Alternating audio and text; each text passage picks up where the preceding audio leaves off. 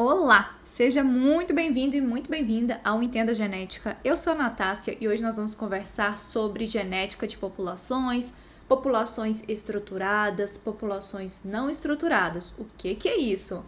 Olha, se você trabalha com diversidade genética, eu tenho certeza absoluta que você utiliza das ferramentas da genética de populações. Não tem como, a gente caracteriza a diversidade genética bebendo nessas fontes. Então, hoje eu quero conversar com você sobre alguns conceitos importantes para sua interpretação.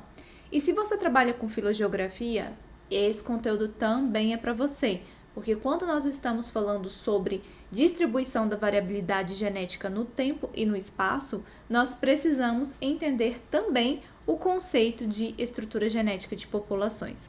Mas o que seria então a tal da genética de populações que a gente tanto fala aqui? Porque eu quero que você tenha o domínio nas análises e interpretações de dados em diversidade genética. Sim, mas para isso você precisa dos fundamentos, você precisa da base. Não é possível você adquirir essa habilidade se você não tem a base teórica que te sustente nisso. Então, não tem como você fazer interpretações sem saber a teoria.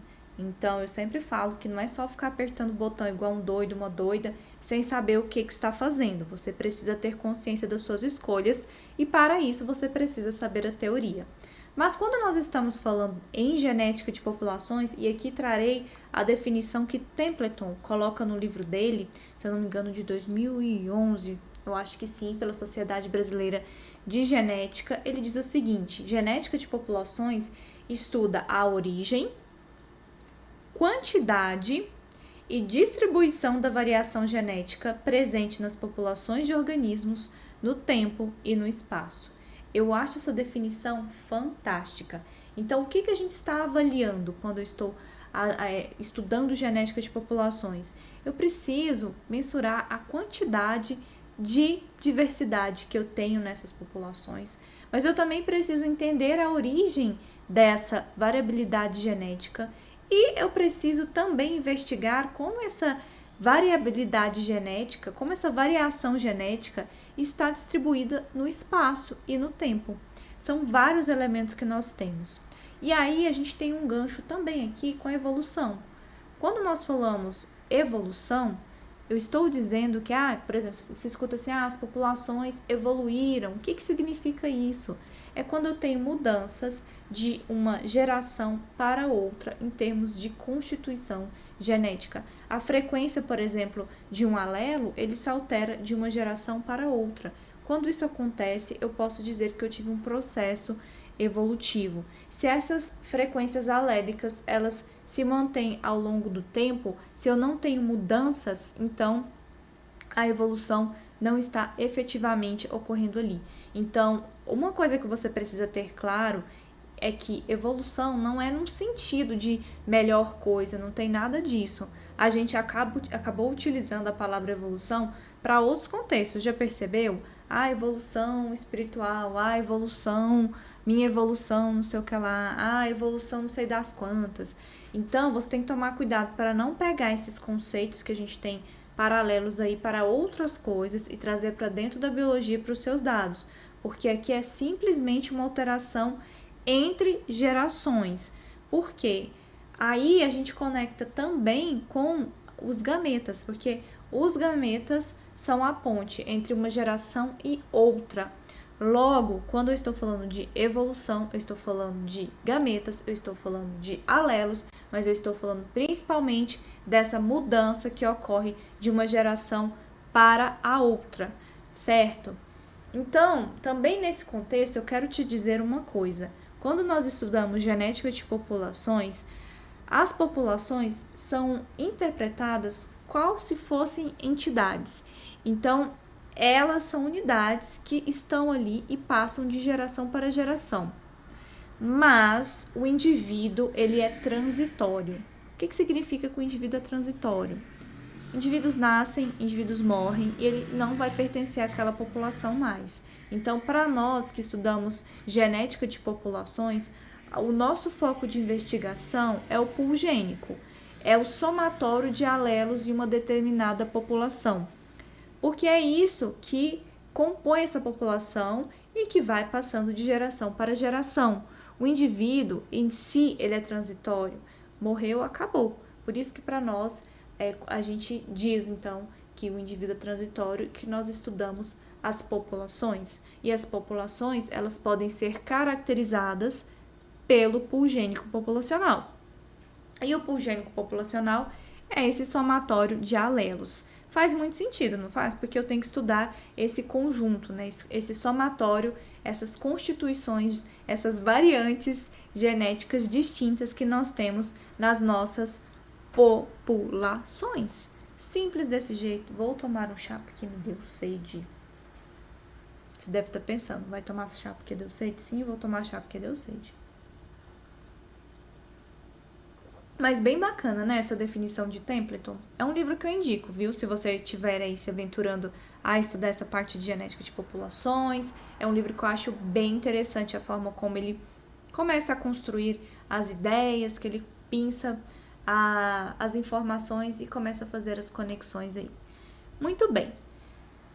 Se eu estou estudando, então, a quantidade, a variação genética quando eu estudo populações, logo eu estou caracterizando, então, como essa variação está distribuída, né, entre os DEMs ou entre as subpopulações.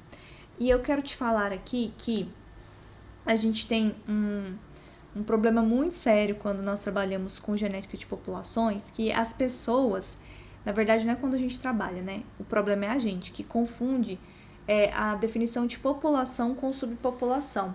Então, várias vezes você vai encontrar por aí as métricas da estatística F baseadas nas subpopulações. E quando a gente coleta, a gente acaba falando, eu coletei a população geográfica tal, a população geográfica Y. Aí a gente começa a falar em termos de população como se fossem os sítios geográficos, e não são. As populações genéticas que nós estudamos não é a mesma coisa que falar de geografia.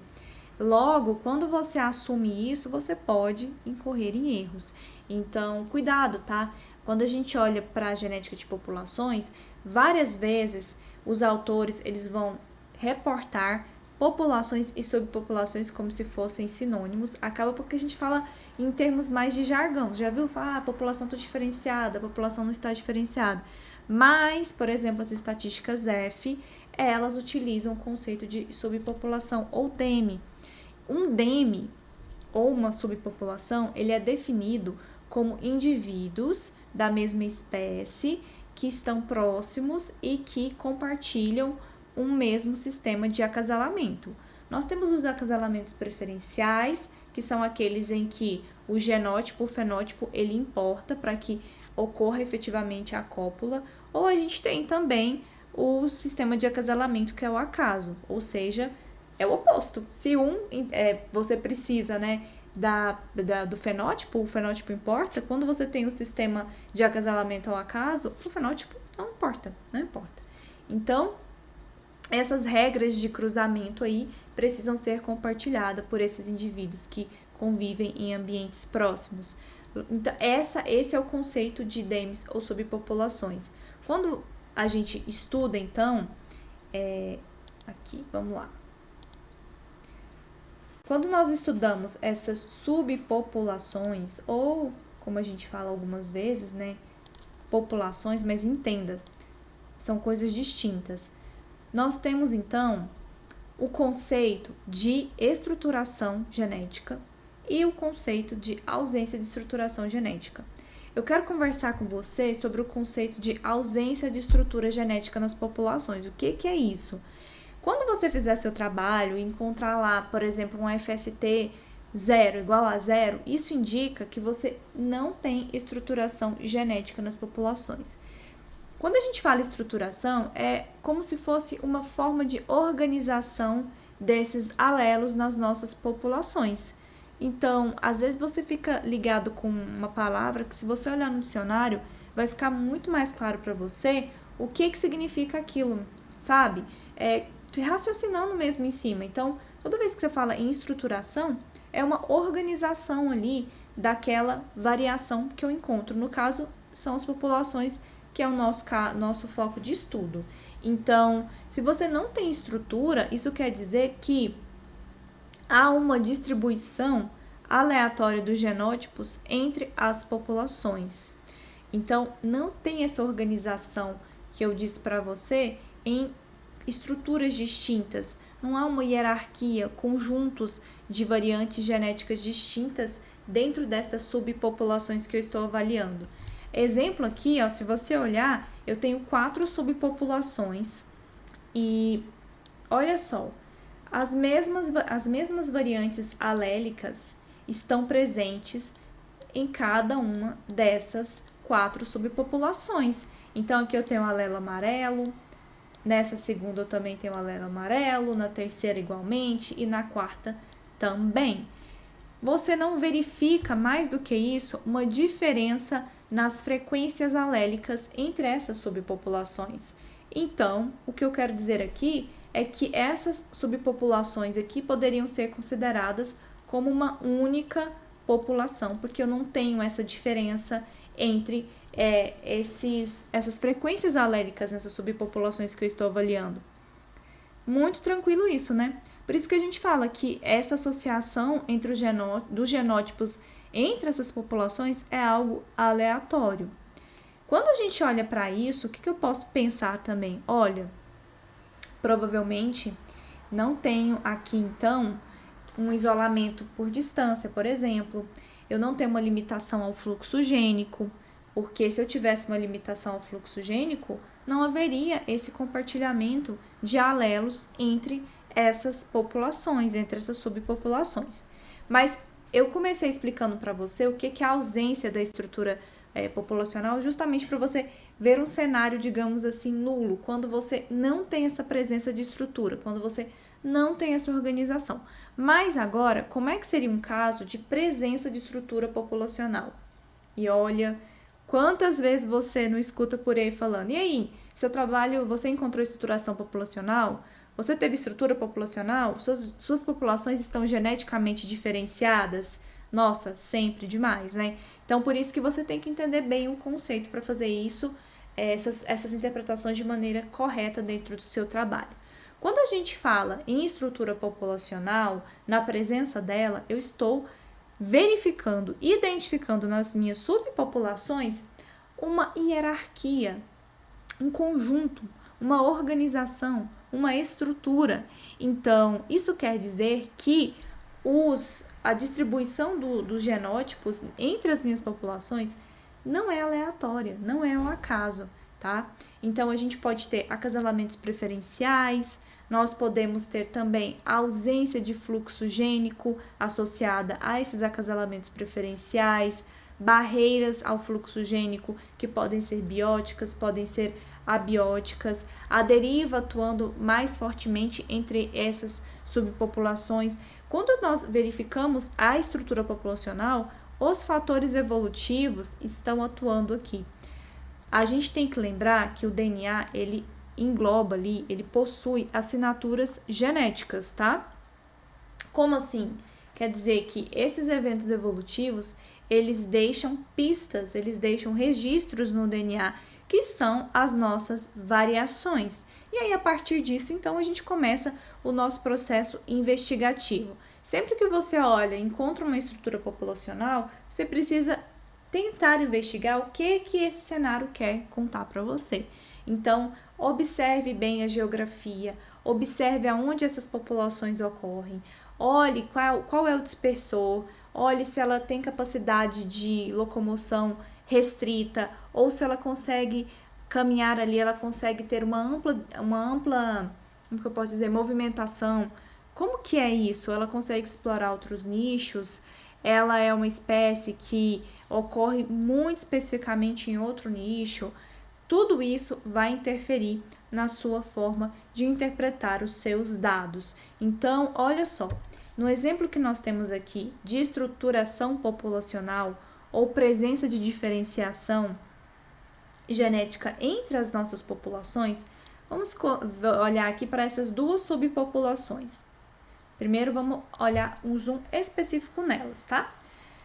Perceba que as variantes que eu tenho aqui, os alelos que eu tenho dentro de cada uma dessas subpopulações são compartilhados. Eu não tenho diferença entre as frequências alélicas e eu tenho um alto compartilhamento de alelo também.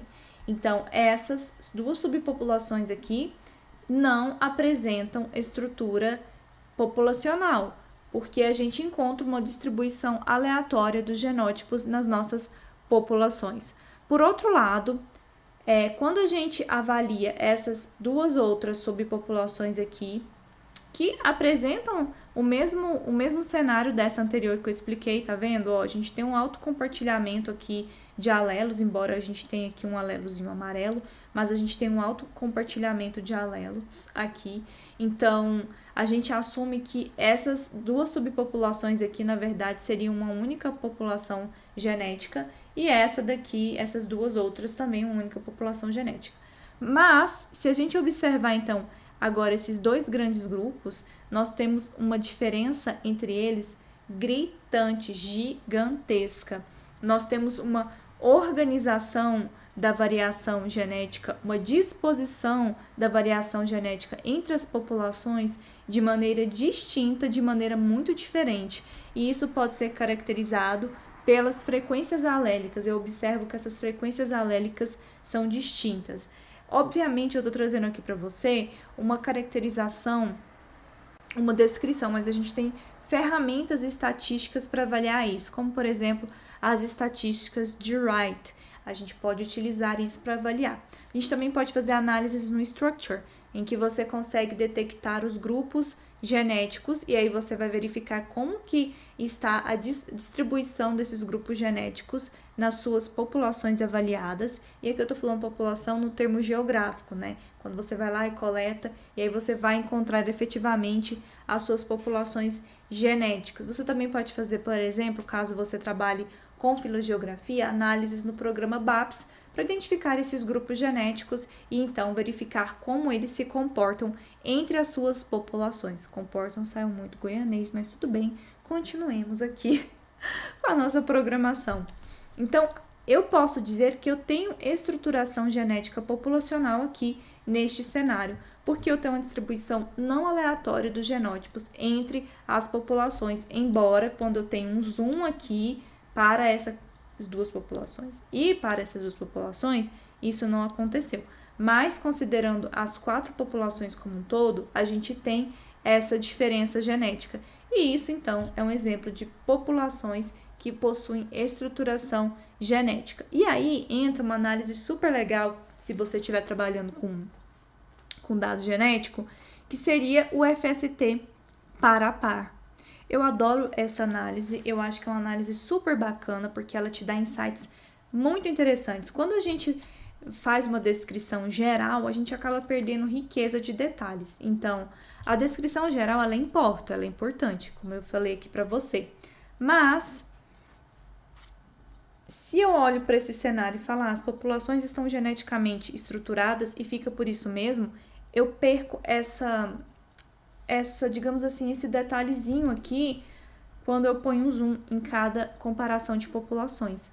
Então, o FST, o que ele vai fazer? Ele vai pegar o FST, que é o coeficiente de endogamia entre as populações, de diferenciação genética, e ele vai fazer entre pares de populações. Então, eu poderia comparar, por exemplo, essa população aqui 1 com essa população 2, essa população 1 com essa população 3, essa população 1 com essa população 4, e aí a gente teria, então, esse outro olhar do ponto de vista de comparação entre populações, porque às vezes você não vai encontrar estruturação, você vai encontrar estruturação genética, mas haverão populações que, comparadas entre si, não têm estruturação genética. E aí você pode dar um zoom ali e tentar explicar por que naquelas populações você não encontrou diferenciação genética entre elas a partir do FST par a par. Super interessante, né? Então, a gente estava conversando, né, sobre o conceito de DEMES, de subpopulações, e eu falei para você que algumas vezes nós acabamos confundindo, né, a população geográfica com a população genética. Então, é uma coisa que é muito séria, e eu sei que às vezes as pessoas não fazem por maldade, tá? É porque a gente acaba... Sabe quando você entra no fluxo e vai só fazendo? Nem percebe.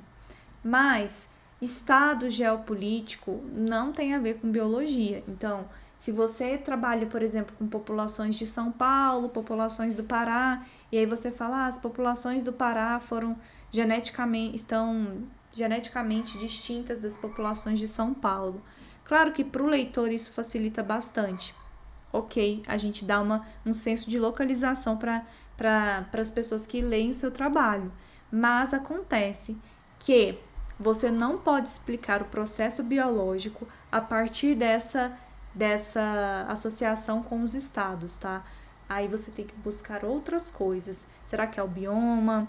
Será que é a limitação por isolamento por distância? O que é que a gente tem por aí que interfere, então, nessa estruturação genética que você encontrou? Então, cuide disso, tá? Outra coisa também que é importante, quando você coleta suas populações, quando você amostra suas populações, a gente às vezes fala, eu coletei 20 populações. Mas você tem que ter em mente que essas populações que a gente chama de populações, na verdade são sítios geográficos. Isso não significa que você tem, por exemplo, 10 populações genéticas se você tiver coletado 10 populações geográficas. Isso significa que você tem 10 sítios geográficos, mas a gente acaba falando população porque é o jargão. Quantas populações você coletou? Tantas. Mas é para que você tenha consciência, saiba exatamente do que é que você está falando. É a mesma coisa gene, né? Dentro da genética de populações, a gente escuta muito a palavra gene. Gene para cá, gene para lá. Só que, muitas vezes, eles não utilizam gene no sentido clássico da definição, aquela definição lá da Biomol, em que o gene ele é associado à produção de uma proteína. Quando os geneticistas de populações surgiram, então, lá no comecinho, eles tinham um conceito de gene diferente. Eles estavam simplesmente pensando do ponto de vista geracional. Então, muitas vezes, quando a gente está lendo o livro de genética de populações, eu recebo muitas essas perguntas dos meus alunos lá do curso Método DNA. Eles perguntam muito assim para mim, professora, mas por que lá tá gene e, na verdade, parece ser a definição de alelo? É porque, de fato, é a definição de alelo. Alelo é a forma alternativa de um gene, tá? Só que, quando eles descreveram isso, a gente não tinha um conceito clássico de gene da biologia molecular. Então, várias vezes, quando esses livros estão falando em gene, eles estão se referindo ao conceito de alelos. Então, não se prenda a esses detalhes, é só porque às vezes fica realmente muito confuso. Eu mesmo tinha muita confusão com isso, até que eu consegui entender. Eu tenho até um livrinho de um professor que agora eu esqueci, gente, como pode? Depois eu coloco para vocês aqui o nome dele, mas ele tem um livrinho só sobre conceito de gene, porque tem vários conceitos de gene. É assim, é de pirar a cabeça.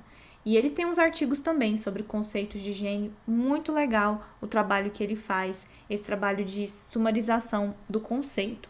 Mas, em virtude disso, o conceito que a gente utiliza na genética de populações quando fala gene, não necessariamente tem associação com a produção de uma proteína. Então, eu posso simplesmente estar trabalhando com uma região expressa assim, mas eu posso estar trabalhando com a região intergênica, eu posso trabalhar com regiões microsatélites, eu posso trabalhar com várias coisas que não necessariamente são regiões expressas do DNA, tá? A gente trabalha com os fragmentos, com pedaços do DNA que são passados para frente. Esses fragmentos, esses trechos podem ser regiões expressas ou não, tá bom? Especificamente, quando a gente está trabalhando, então, com a genética de populações e você está avaliando as suas populações, se elas têm estrutura ou se elas não têm estrutura, o que acontece? Surge aí um conceito que é importante você compreender, que é o modelo de isolamento por distância, que foi descrito por Wright em 1940. E esse modelo de isolamento por distância, ele assume que a gente tem populações, então, com uma distribuição contínua no espaço. Só que, com essa distribuição contínua no espaço, pode ser que haja uma diferenciação populacional em virtude da distância geográfica. Então, você tem indivíduos de populações próximas com uma maior probabilidade de acasalamento do que indivíduos que têm uma distância muito maior. Então, o acasalamento, ele não ocorre simplesmente por causa dessa proporção da distância geográfica. Então, o que Wright sugeriu dentro do isolamento por distância é que a diferenciação genética entre as populações, ela seria diretamente proporcional à distância geográfica. Então, olha só, nesse cenário, o que acontece? Eita, vamos lá. O que acontece, gente? É o seguinte, imagine que esse quadradinho aqui é uma população e aqui a gente tem as subpopulações, para que a gente fale bonitinho, para que a gente fale de acordo com o conceito e não embanane a sua cabeça. Então, cada um aqui dessas bolinhas seriam grupos, demes ou subpopulações. Esses grupos aqui, que são mais próximos entre si, teriam uma maior chance de acasalamento por causa da proximidade geográfica do que esse grupo, por exemplo, em relação a esse extremo aqui, entendeu? Então, os extremos, eles teriam menor chance de compartilhamento de material genético em virtude dessa proporção da distância geográfica. Então, Wright diz que o acasalamento, ele seria restrito, então, a distâncias mais curtas. Quanto mais próximas as populações, maior a probabilidade, então, do acasalamento acontecer. Logo, o fluxo gênico, ele estaria associado a grupos populacionais próximos entre si. Bem tranquilo, não é? Eu acho esse conceito super tranquilo quando a gente fala, então, do modelo de isolamento por distância. Olha, eu sempre falo também, gente, presta atenção no nome, vocês têm que prestar atenção no nome, ó. Modelo de isolamento por distância. O próprio nome já fala isolamento por distância. Quer dizer que vai acontecer um isolamento por distância. Eu não sei nem como é que eu explico isso de outra maneira. Mas é justamente isso. É porque às vezes a gente usa as palavras e elas quase que viram outras palavras, entende? Tipo, a gente emenda modelo de isolamento por distância. Aí virou outra palavra e você nem para prestar atenção na composição daquele nome, do porquê daquele nome. Então, esse modelo de isolamento por distância, ele está associado também com a subdivisão populacional e com a estruturação genética, porque nele a gente não tem uma associação aleatória dos genótipos, porque não há a mesma probabilidade, por exemplo, de indivíduos dessa população aqui cruzarem com indivíduos dessa outra subpopulação aqui. Não é a mesma chance. Então, a gente não tem essa associação aleatória que caracterizaria, dos genótipos que caracterizariam uma população que tem ausência de estruturação genética. Então, o modelo de isolamento por distância é necessário para que você também consiga entender conceitos de subdivisão populacional e estruturação genética, tá bom? Acho que foi isso. Eu espero que você tenha gostado desse conteúdo. Taca o dedo nesse like aqui, compartilha com os amigos, compartilha com as amigas, porque eu tenho certeza que esse conteúdo pode ajudar alguém que está aí, ó, ralando para entender sobre diversidade genética, genética de populações, filogeografia, fazendo os seus trabalhos e as suas pesquisas. E assim o nosso canal cresce mais, a gente pode levar conteúdo de qualidade também para outras pessoas. Não é bom quando você recebe? Então, faça a mesma coisa e também colabore aqui comigo. Eu agradeço muito a sua atenção. Se você ficou com alguma dúvida, não deixe de colocar aqui nos comentários. Coloca para mim, que é sempre um prazer responder vocês e trazer sempre coisa interessante aqui. Beijo e até breve!